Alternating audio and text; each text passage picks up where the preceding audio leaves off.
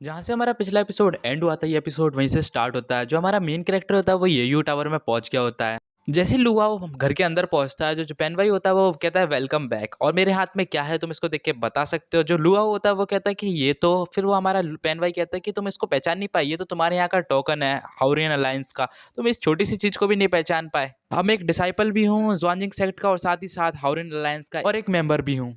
फिर लुआ कहता है ये बात को ज़्यादा माइंड मत करना, लेकिन तुम इतनी डुअल आइडेंटिटी लेके तुम करोगे क्या? पेन भाई होता है वो कहता है कि सिंपल एज़ फक, ज़्यादा कोई मुसीबत की बात नहीं है, क्योंकि आपके साथ मैंने जो मेंबरशिप पाई है उसकी वज़ह से मेरे को जो है लग्ज़रियस लाइफ़ मिलेगी, और साथ ही साथ मेरा एक डबल इंश्योरेंस हो जाएगा जो मेरी लाइफ़ को सेव भी रखेगा। फिर जो याओ होती है वो गेट खोलती है अचानक से और कहती है कि लीडर, हमें आपसे एक ज़रूरी बात करनी है, क्या आप 2 मिनट के लिए आ सकते हैं? फिर जो याओ होती है उसे बाहर लेके आ जाती है और वो कहती है कि चीफ, मुझे जिस बारे में आपसे बात करनी है वो है यान यान के बारे में। फिर हमारा मेन कैरेक्टर कहता है कि वही लड़की ना जो हमारे यहाँ गार्ड का काम करती है और अपने यहाँ थोड़ी बहुत मैनेजमेंट का काम वो भी करती है। हाँ, वो कहती है हाँ वही लड़की यान यान। आप जानते ही हैं वो ये क्लैन की बंदी है जो नॉर्थर्न टेरिटरी में रहते हैं, और वो एक बहुत बड़ा क्लैन है। हमारा मेन कैरेक्टर कहता है कि हाँ, ये बात तो मैं जानता हूँ कि जो ये क्लैन है वो नॉर्थर्न टेरिटरी का सबसे बड़ा क्लैन है। फिर जो याओ होती है वो कहती है कि उनके पास एक खास तरह की ब्लड लाइन है जिसे वॉइड ब्लड लाइन कहा जाता है, जिसकी मदद से वो वॉइड की पावर्स को एक्टिवेट कर सकते हैं और वॉइड की जो कल्टीवेशन है उसे कर सकते हैं। ये बहुत ज़्यादा रेयर मानी जाती है और जो उनके क्लैन होता है वही लोग ये कर सकते हैं। हालांकि जो ये फैमिली की ब्लड लाइन है वो उन्हें बेनिफिट्स तो देती है, लेकिन जो उनकी इनहेरिटेड वॉइड पावर्स हैं वो उनको एक तरीके से उनकी मौत का कारण भी बन सकती है, क्योंकि उसमें से एक बीमारी भी बनती है जिसको कहा जाता है बैकलैश। हमारा जो मेन कैरेक्टर होता है इतना सुन के बहुत ज़्यादा शॉक हो जाता है। वो कहता है क्या मर सकते हैं, सीरियसली ऐसा भी हो सकता है? और अपनी जो यान यान है वो भी तो इस क्लैन की मेंबर है। फिर जो याओ होती है वो कहती है हाँ, जो ये क्लैन के एंसेस्टर थे ज़ेटियान, इनका नाम ज़ेटियान है, उन्हें क्रिएट करी थी एक 6 वॉइड ग्रेड नाम की टेक्निक जिससे वो इस कंडीशन को ट्रीट कर सके, लेकिन अनफॉर्चुनेटली वो पहले ही मारे गए। उनके मरने के बाद जो उनकी थोड़ी बहुत कॉन्शियसनेस बची हुई थी वो इमोर्टल सीलिंग वैली में चली गई, और उसने प्रॉमिस किया कि हर 5 साल में जो ब्लैकलिस्ट नाम की बीमारी है उसका इलाज थोड़ा बहुत कर दिया करेंगे। एक तरह से परमानेंट नहीं तो थोड़ा बहुत तो इलाज कर देते थे, जिसकी वजह से जितने भी बंदे थोड़े बहुत सही होने लग गए। लेकिन कुछ साल बाद, 5 साल बाद वो आखिरी बार इलाज करने गए थे, तब देखा उनने कि उनकी जो सोल, जो कॉन्शियसनेस बची हुई थी वो पागल सी हो गई थी। फिर हमारा मेन कैरेक्टर कहता है कि आप पागल हो गई? फिर उनके पीछे से याओ आती है, वो कहती है कि हाँ, जो हमारे एंसेस्टर एक तरीके से पागल से हो गए हैं, और उनका मानना है कि अल्टीमेट तरीके से जीने का मतलब है कि हमेशा अपने आप को एक जगह पे कैद कर लो, और उनने खुद की वॉइड में खुद को कैद कर लिया जिसकी मदद से वो हमेशा के लिए इमॉर्टल बन सके। हालांकि जो उनकी कॉन्शियसनेस है वो वॉइड के अंदर इमॉर्टल है, लेकिन जिस स्टेट में वो है उसे अकिन कहा जाता है, जिसका मतलब है उनके अंदर जो उनकी आत्मा है वो नहीं है, एक तरीके से वो मरे के समान है। बिल्कुल भी हमारे एंसेस्टर को इस तरीके से मरने नहीं दे सकते थे। फिर भी हमने उनसे एक रास्ता माँगने की कोशिश करी, लेकिन हमारे पास कोई तरीका नहीं है जिससे हम बैकलैश नाम की बीमारी को दूर कर सकें। अगर ऐसा ही चलता रहा तो हमारा एक दिन पूरा का पूरा क्लैन खत्म हो जाएगा।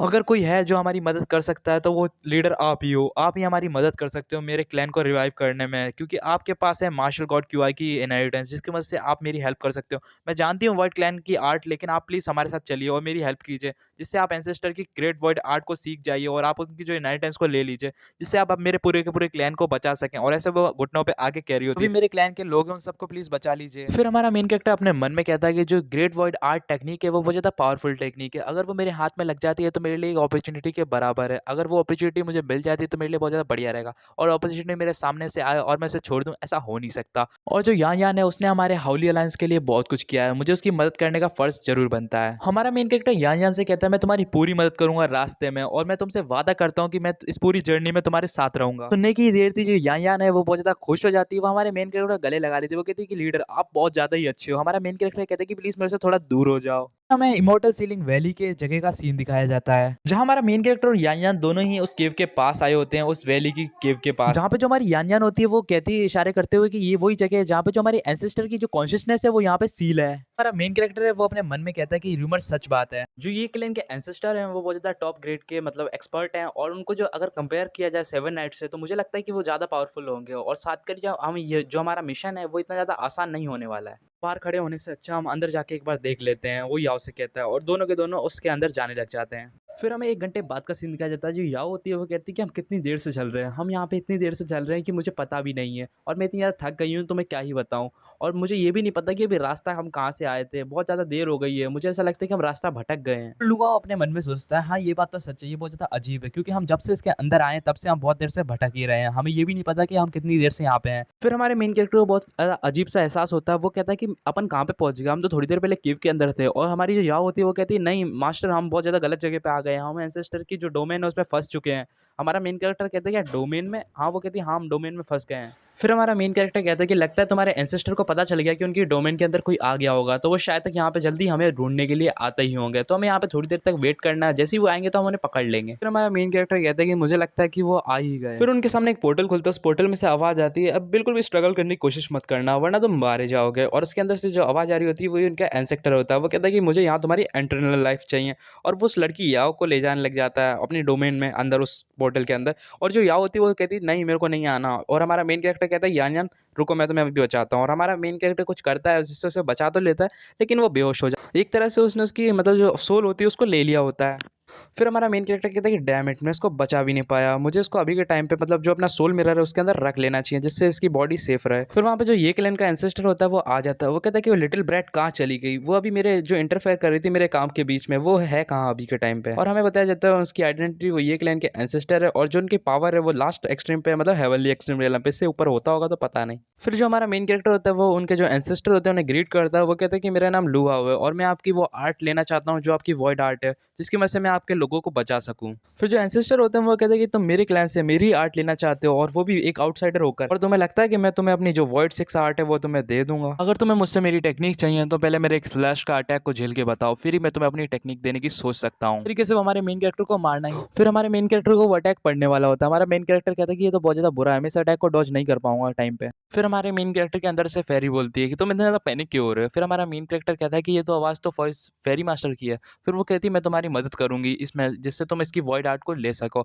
और वो उसके अंदर से बाहर आने लगे। फिर जो ये क्लैन का एंसेस्टर होता है वो कहता है कि तुम हो कौन। फेरी होती है वो कहती है कि तुम जैसे बूढ़े खूसट, तुम्हें क्या लगता है इस छोटी सी वर्ड के अंदर रह के तुम अपने आप को इमोर्टल समझने लग गए हो। इमोर्टल दुनिया बहुत ज़्यादा बड़ी है, और तुम्हें क्या लगा कि तुम मेरे डिसाइपल को इतनी आराम से टच कर सकते हो, इसके लिए तुम्हें इसका भुगतान चुकाना पड़ेगा। फिर जो एंसेस्टर होता है वो कहता है कि तुम खुद एक कॉन्शियसनेस हो के मुझे धमकी दे रहे हो कि तुम इस बच्चे को बचा सकती हो। बूढ़ा एंसेस्टर होता है वो अपनी कोई वॉइड टेक्निक का इस्तेमाल करने वाला होता है, अब मैं तुम दोनों को ही डिवावर कर लूंगा अपनी टेक्निक की मदद से। फिर जो हमारी फेरी होती है वो अपनी चुटकी बजाती है, वो कहती है फूल, तुम्हें क्या लगता है कि तुम मेरे सामने इतनी आसानी से जीत सकते हो, तुम्हारी जो पावर्स है वो मेरे सामने चींटी के समान है। और वो ऐसे कहते ही उसको इतना कहते ही उस पानी के अंदर से बहुत सारी चेन्स निकलने लग जाती हैं, और वो कहती है कि तुम अब मेरे सामने टिक के बताओ, और उन चेन से उसके हाथ बांध लेती है, जिससे जो बूढ़ा एंसेस्टर होता है वो कुछ कर नहीं पाता।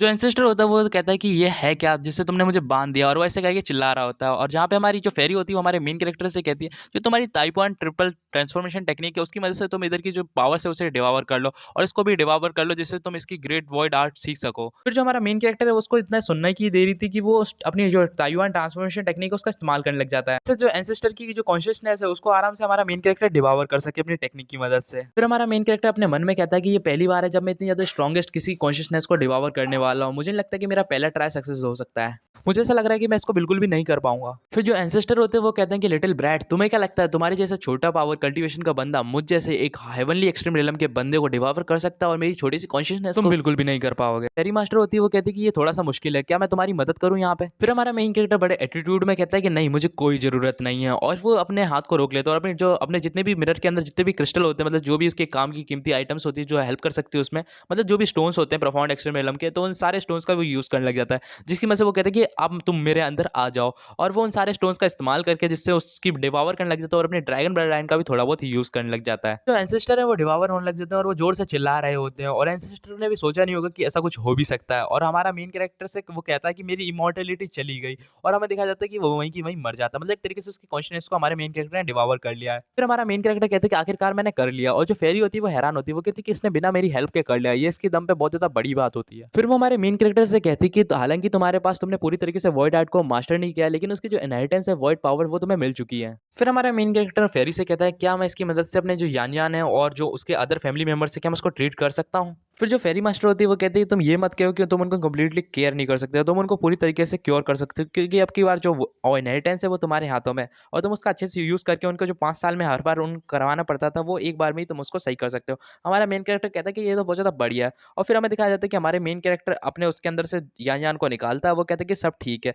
तो अब मैं इसको आराम से इसकी नॉर्थन टेरिटरी में यान यान क्लैन के पास ले जा सकता हूँ और उनकी हेल्प कर सकता हूँ। फिर हमें नॉर्थन टेरिटरी की ये क्लैन का जगह का सीन दिखाया जाता है जो बहुत बड़ी जगह होती है, फिर हमारा मेन कैरेक्टर कहता है कि यही तुम्हारा ये क्लैन है, एकदम शहर की तरह लग रहा है। फिर वो कहती है हाँ ये ही है। फिर उनके पीछे से कोई आवाज़ देता है, वो कहते हैं कि देखो देखो कौन आया है, मिस ये। फिर हमें उनके पीछे एक लड़की दिखाई जाती है, वो कहती है कि हमारे क्लैन लीडर ने कहा था कि हमारा जो क्लैन है वो बहुत ज़्यादा बड़ी मुसीबत में है, और हमारी जब क्लैन मुसीबत में था तब तुम यहाँ से भाग गई, वो भी आधे साल के लिए। मैंने सोचा था कि तुम अब आओगी भी नहीं। फिर हमारा मेन कैरेक्टर कहता है कि ये है कौन। जो यान होती है वो कहती है ये मेरी सौतेली बहन है, ये कुछ ज़्यादा ही बोलती है, इसकी बातों पे ध्यान मत दे। जो उसका नाम है वो ये क्वीन है। तो ये क्वीन होती है, वो कहती है कि तुम्हें क्या लगता है कि तुम यहाँ पे इसलिए आ गए जिससे तुम उस रिचुअल के द्वारा अपनी लाइफ को भी एक्सटेंड कर सको। हमारा जो पूरा क्लैन है वो बहुत ज़्यादा क्रिटिकल मोमेंट में है, और यहाँ तुम इसलिए आई हो कि तुम अपनी लाइफ को एक्सटेंड कर सको। तुम्हें लगता है कि हो सकता है? यान बहुत ज़्यादा घबरा के कहती क्या तुमने रिचुअल स्टार्ट कर दिया मेरे होते बिना? और फिर जो हमारा मेन कैरेक्टर होता है वो कहता है क्या रिचुअल? और हमारी जो यान होती है वो कहती है हाँ रिचुअल। ये रिचुअल बहुत ज़्यादा अजीब है। जो हमारी फैमिली में जितने भी वॉइड क्लैन के मेंबर्स हैं,